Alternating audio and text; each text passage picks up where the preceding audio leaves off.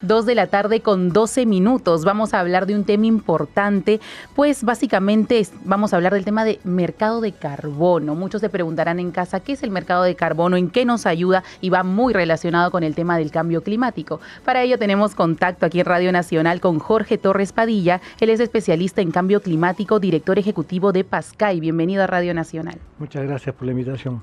Coméntenos, ¿qué tan importante es este mercado de carbono para el tema climático?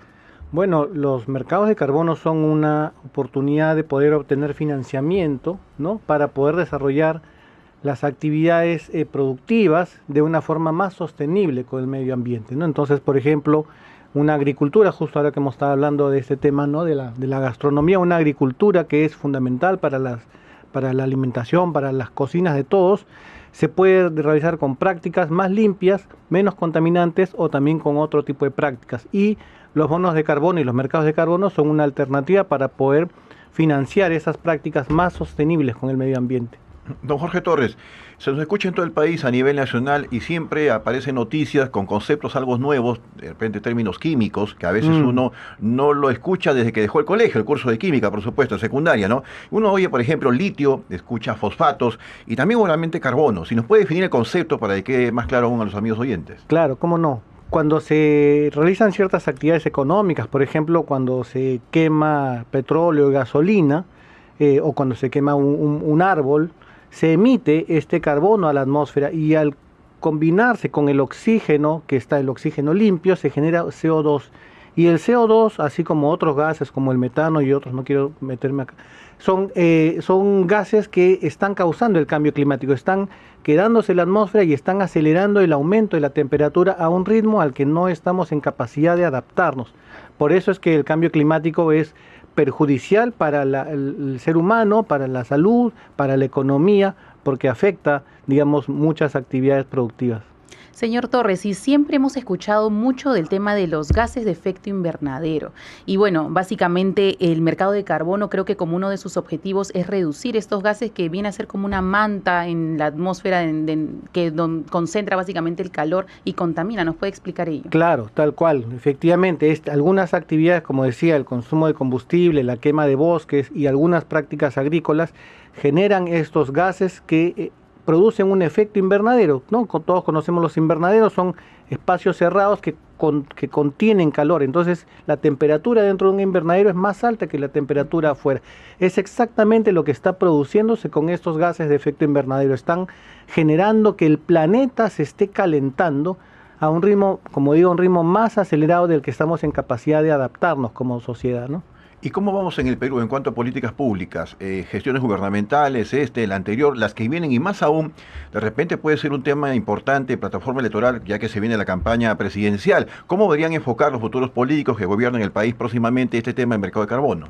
Bueno, es que es una oportunidad muy importante que lamentablemente no suele estar en el debate político, ¿no? El tema medioambiental parece es un tema de biólogos, un tema de ingenieros forestales, cuando es un tema central para la economía. Se pueden captar, y ya se están captando, aunque se puede hacer más, se pueden captar muchos recursos de los mercados de carbono para mejorar, primero para bajar, por ejemplo, la deforestación. El año pasado todos vimos la cantidad de incendios que hubo en Perú, pero también para mejorar la actividad agrícola, para promover un transporte más limpio, ¿no? Todos estos vehículos eléctricos, estos vehículos híbridos, de forma que podamos desarrollarnos como economía, como sociedad, pero sin contaminar más. Ha tocado un punto importante que es la economía. 2 de la tarde con 15 minutos estamos hablando con Jorge Torres Padilla, especialista en cambio climático. Coméntenos también cuáles son las acciones del mercado de carbono para mejorar el tema climático. Por ejemplo, como decía, hay varios proyectos en Perú que son proyectos de conservación, proyectos de reducir deforestación, que se financian con los mercados de carbono. Ya están vendiendo este tipo de bonos, de certificados, y con eso apoyan a las familias que viven en el entorno de los bosques. En este caso, la actividad agrícola todavía no lo está aprovechando, pero tiene un gran potencial. Estamos hablando de cientos de miles de familias que se dedican a la ganadería, que se dedican a la producción de café, a la producción de cacao, arroz, etcétera, que podrían, digamos, también recibir estos ingresos y con eso mejorar sus prácticas y desarrollar y obtener una agricultura mucho más moderna, ¿no?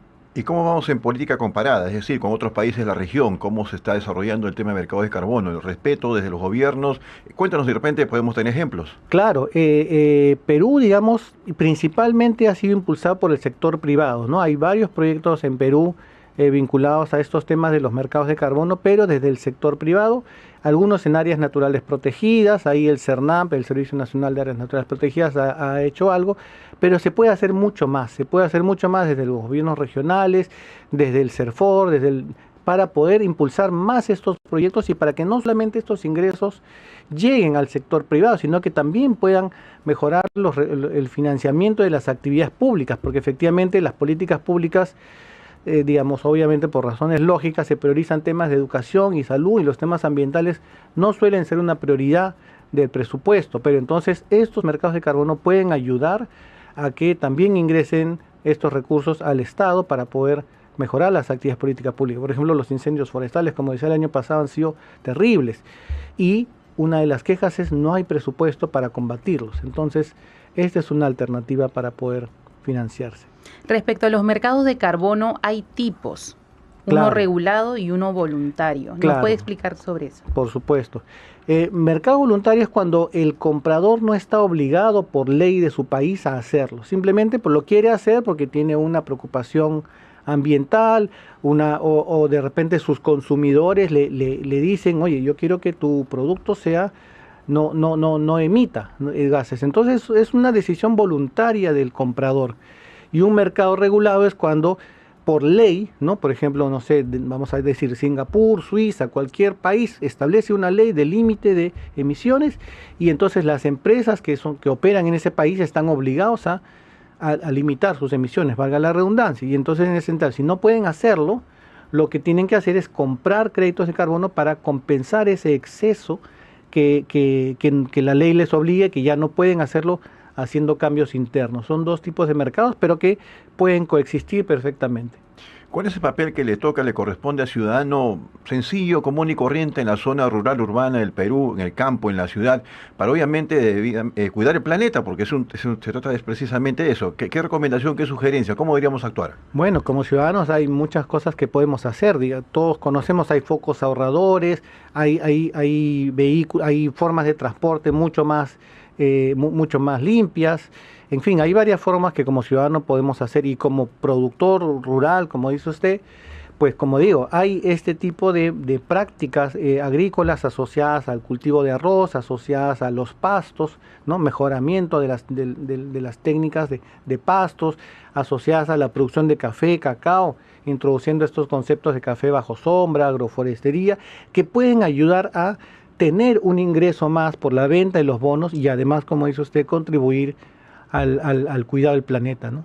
¿Y estas acciones de contribución se dan necesariamente en empresas grandes, formadas, o también puede ser para pequeños agricultores? ¿Cuál es el impacto en la agricultura? No, la mayor cantidad de producción agraria en el Perú es pequeña producción agraria, ¿no? Digamos, desde la época de la reforma agraria, pues ya no hay realmente grandes extensiones. Entonces, aquí de lo que se trata es de apoyar al pequeño productor agrario, de repente fomentando que se puedan asociar en cooperativas, en asociaciones de productores que puedan, digamos, tener la escala para poder operar. Hay formas en las que los mercados permiten hacer estas agrupaciones con fines de la venta de los bonos y, como digo, alcanzar la escala que justifique esta inversión. Pero creo que con el que hay que trabajar es con el pequeño productor o con las comunidades campesinas o con las comunidades nativas, porque ellos son los que necesitan. Las empresas grandes realmente tienen los medios para poder desarrollar estos proyectos y son muy bienvenidos, pero los pequeños productores